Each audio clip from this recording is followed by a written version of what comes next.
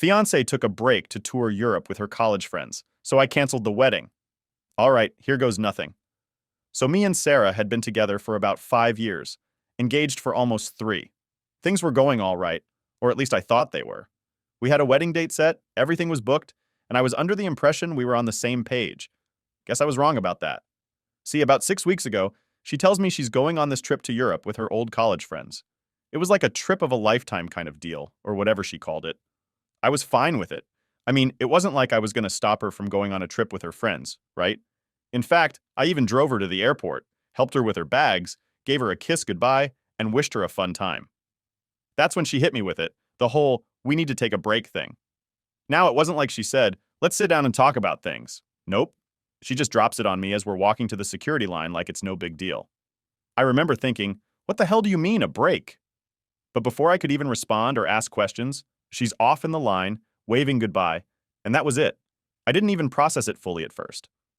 I got back in the car and drove home, thinking it was maybe some weird comment she made because she was nervous about the trip. But then I started calling her, just to check in. And guess what? Blocked. Like, straight up blocked on everything. I couldn't call her, text her, nothing. I checked social media to see if maybe she posted something or gave an update on her trip. Blocked there too. That's when it started to sink in that this whole break thing wasn't some casual comment. She meant it. She really just left for Europe and decided to cut me off without even talking about it. I tried to give it a few days. Maybe she'd calm down. Maybe she'd realize she was being ridiculous. But after 5 days of complete silence, I was done. I made up my mind right then and there. The wedding was off. And you know what? I felt good about that decision. Why should I be with someone who thinks they can just walk away whenever they feel like it? I wasn't going to sit around and wait for her to decide when she was ready to be in a relationship again. Hell no. She made her choice, so I made mine. I canceled everything. The venue, the catering, the flowers, whatever we had planned for the wedding, I pulled the plug. And then, I took it one step further and decided she wasn't moving in with me either, which was supposed to happen in March. Nope, she could figure out her living situation when she got back from her little vacation because it wasn't going to be with me. Weeks went by, and I didn't hear a word from her. Not a single message, not a call, nothing. Then, one day out of nowhere, she calls me. I didn't even know it was her at first, because she must have used a different number or something.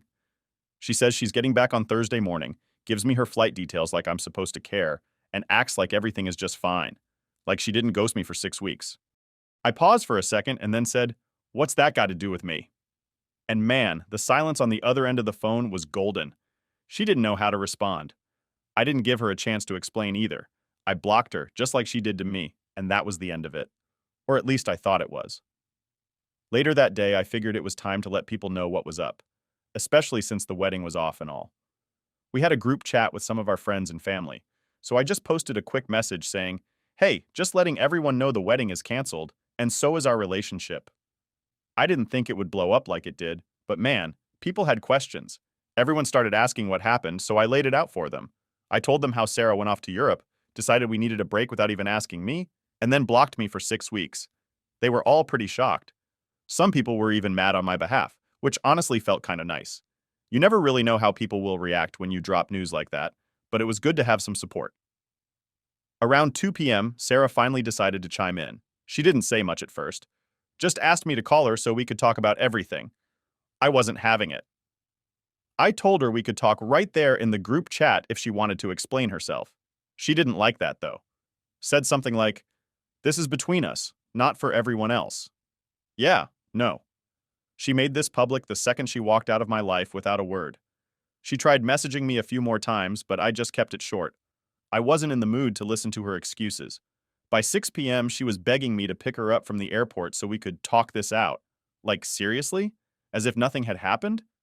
I told her straight up, that was your plan, not mine. None of this was my plan. And I meant it. I wasn't going to go running to the airport like some fool after everything she pulled. To be honest, part of me was still waiting for her to drop some kind of explanation that would make it all make sense. I guess I wanted to believe there was a reason, something that would justify why she treated me like this. But as the hours went by, I realized there wasn't going to be a reason. She wasn't going to come back with some grand apology or tell me there was some misunderstanding. She made her choice, and I had to live with that.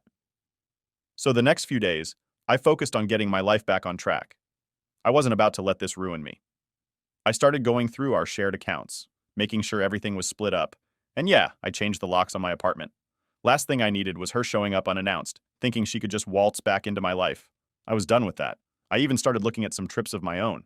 I figured if she could run off to Europe for 6 weeks, maybe I should take some time for myself too.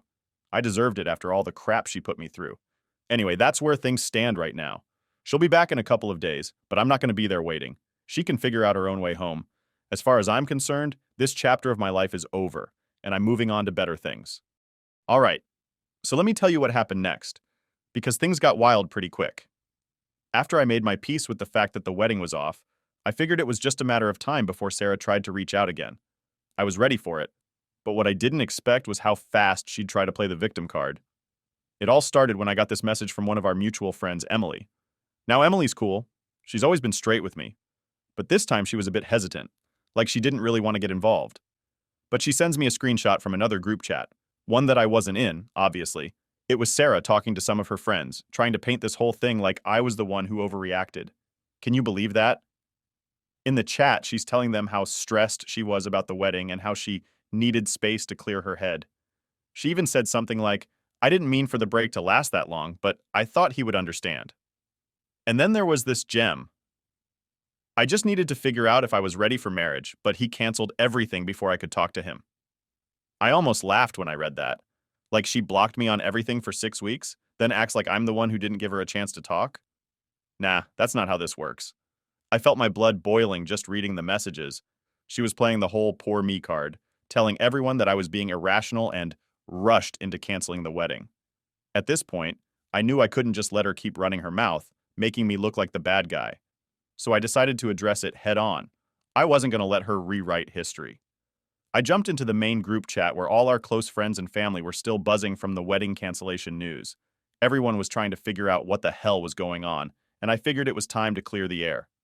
I posted a message that said, Look, I just want everyone to know the truth here. Sarah decided we were taking a break without talking to me, blocked me for 6 weeks, and now she's acting like this is some kind of miscommunication. I canceled the wedding because I wasn't going to sit around waiting for someone who didn't respect me enough to even have a conversation. Immediately, people started replying, offering their support and saying how messed up the whole situation was. Sarah was silent in the chat for a good hour or so after that, but then she finally came in with some weak excuse about how she didn't think it would go this far and how she never meant to hurt anyone. Again, no accountability, no real apology, just trying to save face. One of my buddies, Jake, jumped in and called her out right there in front of everyone. He was like, Sarah, you can't just drop a break on someone and disappear for weeks and expect everything to be fine when you come back. That's not how relationships work.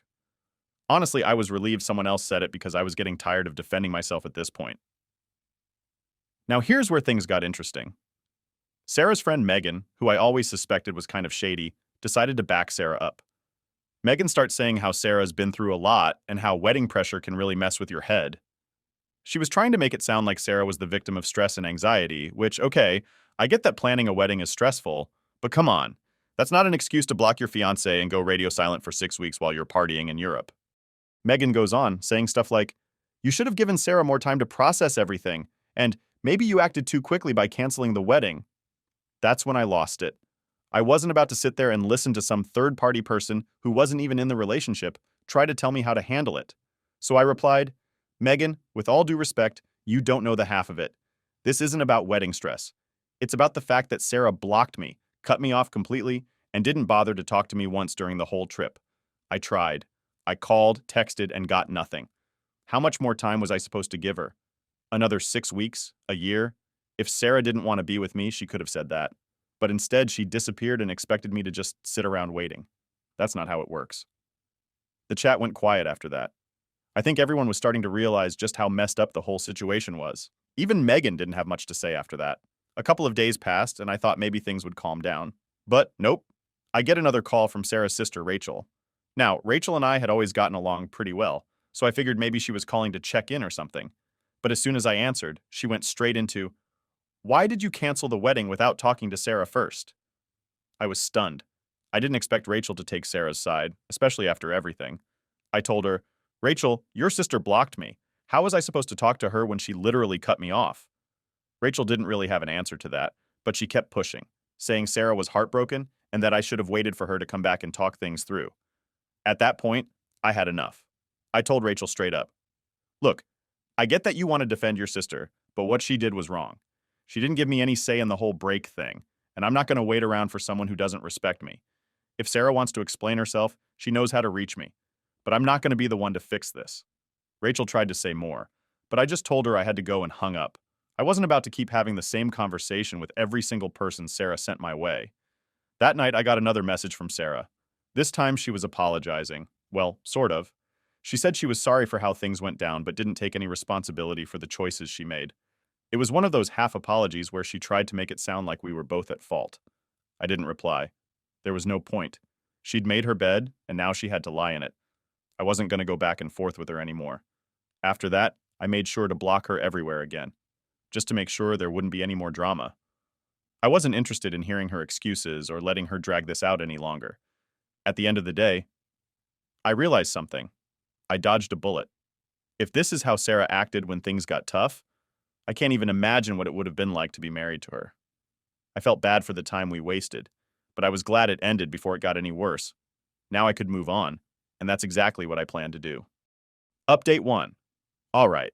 So after all the drama with Sarah and her trying to guilt trip me into reconsidering the wedding, which by the way didn't work, I thought things would quiet down for a bit. But nope, not in my life. Turns out, I had way more coming my way than I could have expected. About a week after I blocked Sarah for the last time, I get this random call from a number I didn't recognize. I almost didn't answer it because at this point, I wasn't in the mood for more drama. But for some reason, I picked up. And guess who it was? Sarah's mom. Yeah, her mom. Like, what the hell? Now, Sarah's mom, Lisa, had always been one of those people who was super sweet to your face, but you could tell she had this whole passive-aggressive vibe just under the surface. She was the type of person who would give you a compliment, but somehow, it felt like an insult. You know what I mean? Anyway, Lisa starts off the conversation all friendly, like nothing had happened. "Hi, sweetheart. How are you doing?" she says, like we hadn't just canceled a wedding and blocked her daughter from my life. I wasn't about to play games, so I kept it short. "I'm fine, Lisa. What's going on?" That's when she starts with the whole guilt trip. She says, "Oh, we were so looking forward to the wedding, and this whole thing has really devastated Sarah. You know she's been crying every day since she got back, right? She's just been a mess."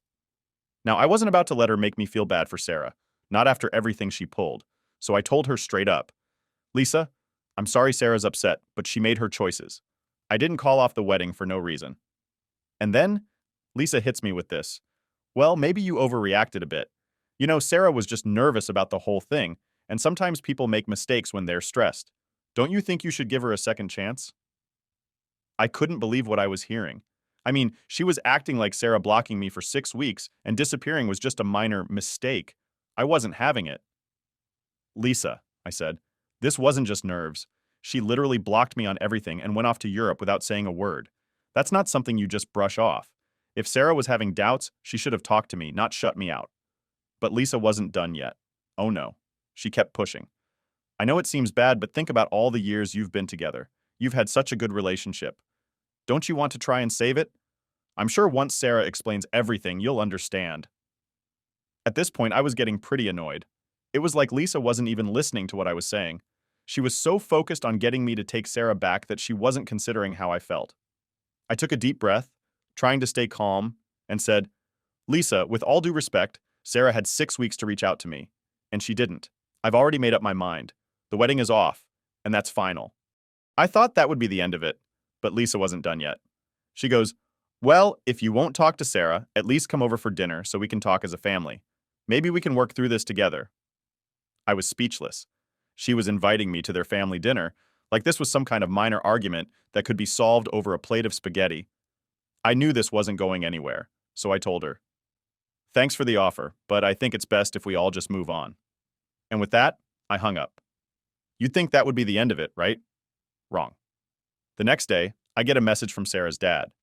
Now let me tell you, her dad, Tom, is one of those old school guys who thinks he's always right. He's never really liked me, but he tolerated me because Sarah and I were together. So when I saw the message from him, I knew it wasn't going to be a friendly chat. He basically laid into me, saying how I was throwing away a good thing and that I was ruining Sarah's life by not giving her a chance to explain. He even said something like, "Men don't act like this. You should be standing by your fiancée, not running at the first sign of trouble." That really pissed me off. I mean, I was standing by Sarah for years, and this is how I get treated? I didn't reply to Tom's message because I knew it would just turn into a pointless argument, and honestly, I was over it. But that wasn't the worst part. A couple of days later, I get a message from Sarah. She used some other number to reach out, and it was a long message, like multiple paragraphs long. She went on about how she was sorry for everything, how she didn't mean to hurt me, and how she realized she made a mistake. She said she was confused about the wedding and needed time to think but didn't know how to tell me, so she panicked and blocked me. Then she dropped the big one. She said she still wanted to get married. Yeah, you read that right. After all of this, after blocking me, ghosting me for 6 weeks, and trying to blame it all on wedding nerves, she still wanted to marry me. It was like she was living in some fantasy where everything could just go back to normal with a simple apology. I sat there staring at the message for a while, not really knowing what to say. Part of me was still angry. No, actually, most of me was still angry. But there was a small part of me that felt, I don't know, sad, I guess. Like, we'd spent years together and this is how it all ended. It wasn't how I pictured things going, that's for sure. But the more I thought about it, the more I realized that this wasn't something I could forgive. It wasn't just about the wedding or the trip to Europe. It was about trust. Sarah had broken that trust, and no amount of apologies or explanations was going to fix it. I couldn't marry someone who thought it was okay to just disappear when things got tough, so I did what I should have done from the start. I blocked the number she used to text me, deleted the message, and moved on. For real this time. After all of that, I felt like a weight had been lifted off my shoulders. I wasn't tied down by Sarah's guilt trips or her family's pressure anymore. I could finally focus on myself and what I wanted for the future. And honestly, it felt pretty damn good. Update 2. Alright, so you'd think after I blocked Sarah and her family again, things would finally settle down, right? Wrong. Of course not. Because that would be too easy. I swear, it's like they just couldn't let go of the fact that the wedding was off, and they kept coming at me from every angle, like they were trying to wear me down or something. Spoiler, it didn't work. A couple of days after Sarah's last attempt to reach out, I get a text from someone else. This time, it's from one of Sarah's bridesmaids, Katie. Now, Katie and I weren't exactly close. I mean, she was always nice enough when we hung out as a group, but she was more Sarah's friend than mine. So when I saw her name pop up, I was immediately suspicious. The text started off innocent enough. She was asking how I was doing, saying she'd heard about the breakup, blah, blah, blah. But I wasn't stupid. I knew she wasn't just checking in for no reason. So I kept my response short, something like, "Yeah, I'm fine, just dealing with everything one day at a time." And then she hits me with it.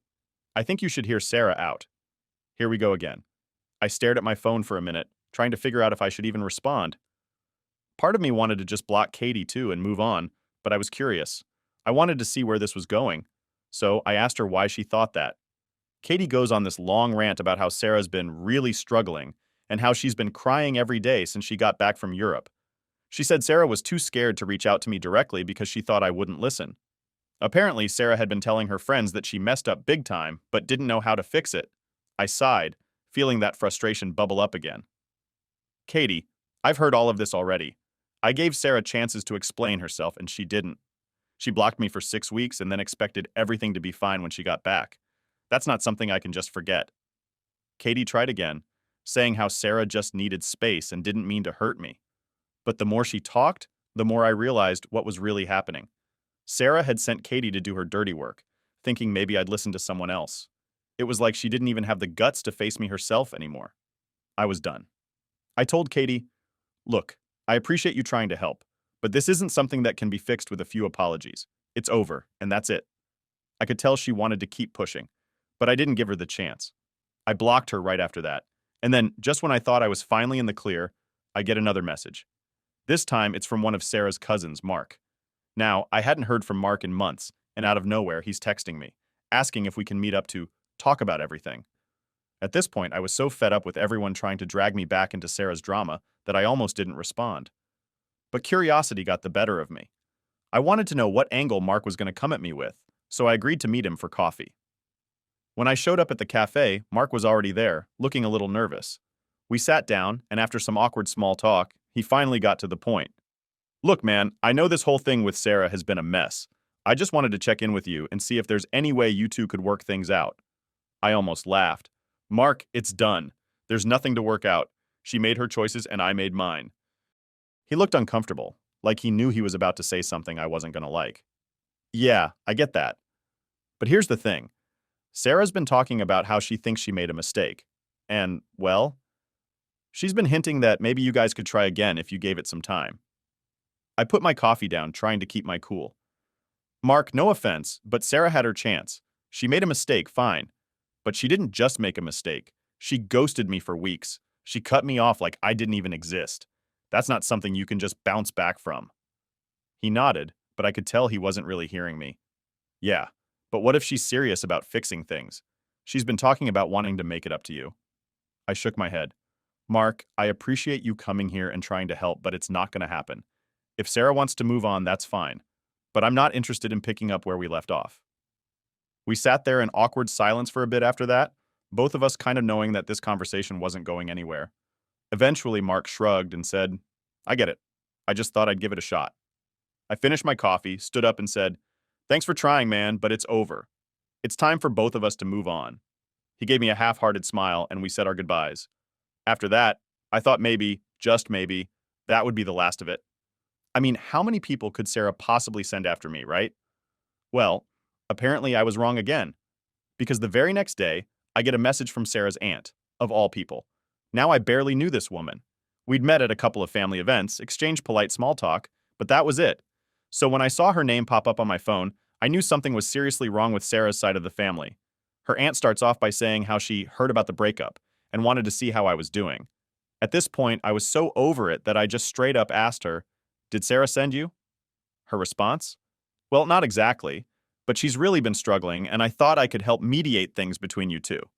I almost threw my phone across the room. Mediation? I texted back. There's nothing to mediate, we're done. I don't know how much clearer I can make it. She didn't give up, though.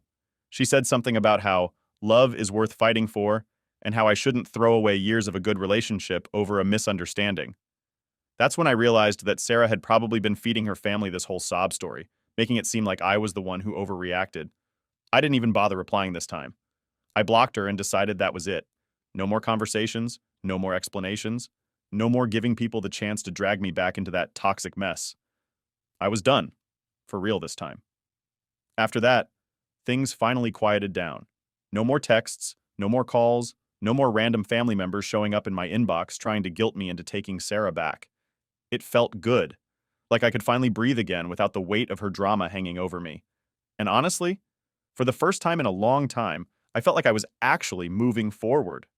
No more waiting for apologies that didn't mean anything, no more wondering what could have been, just me, focusing on what's next.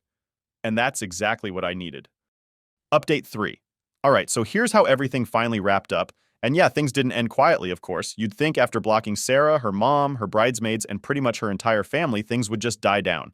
Well, that's not what happened. Because Sarah, she decided to make one last move. And it was the one that made me realize just how far she'd go to try and win me back. Or at least get her way. So about a month after everything went down, I get this letter in the mail. Yep, a literal letter, like it's the 1800s or something. I almost didn't open it because who even sends letters anymore? But the handwriting looked familiar, and I figured, why not?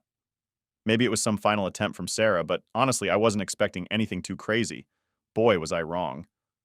I opened the letter, and it was this long, handwritten message from Sarah, like pages long. She poured her heart out, saying she missed me, she regretted everything, blah, blah, blah. But here's the kicker. Wait, I can't say that. Here's the wild part. She didn't just say she was sorry. She started talking about how she wanted to meet up again and how she still had the key to my apartment. Let me repeat that. She said she still had the key to my apartment, the same key I had completely forgotten she even had. My stomach dropped.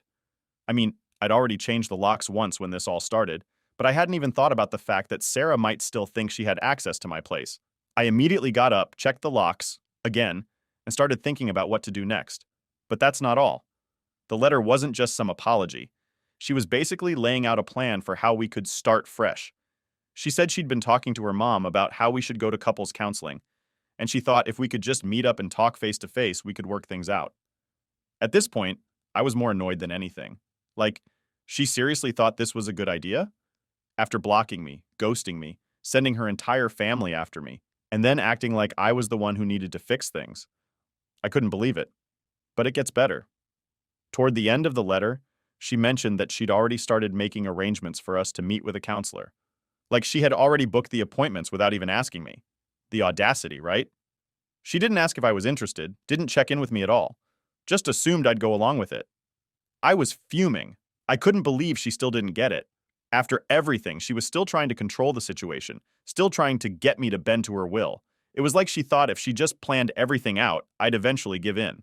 So I sat down and wrote her a letter back. I figured if she wanted to play the old-fashioned game of sending letters, I'd go along with it one last time. But this time, I made things clear. I told her in no uncertain terms that we were done. There was no counseling, no second chances, no meeting up to talk.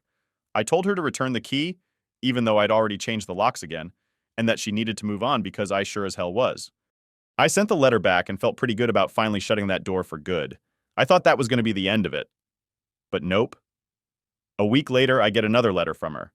This time it was much shorter. She didn't argue or try to convince me to go to counseling. She just said she understood where I was coming from, but she still thought we should talk. And then she said something that really freaked me out. She mentioned that she'd driven by my apartment a couple of times and saw that I wasn't home. She didn't say why she was driving by or what she was doing, but the fact that she was checking up on me like that sent chills down my spine. At that point, I knew I had to do something more drastic. I wasn't about to let this turn into some creepy stalking situation. I called my landlord and asked about getting extra security, maybe even cameras installed. I wasn't playing around anymore.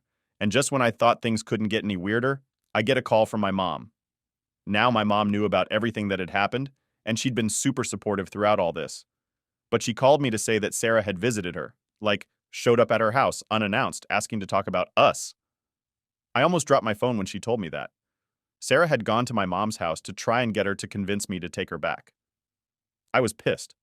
Not only was Sarah crossing boundaries with me, but now she was dragging my family into it, trying to manipulate the situation through them.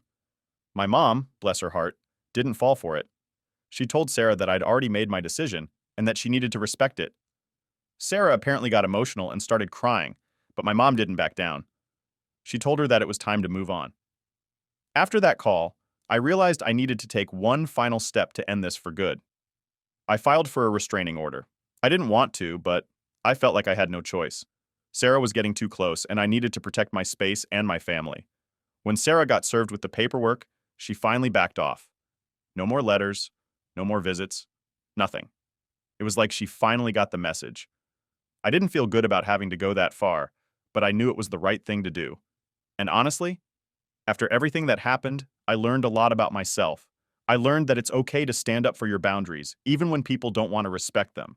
I learned that you don't owe anyone endless chances, especially when they've broken your trust. And most importantly, I learned that moving on isn't just about walking away.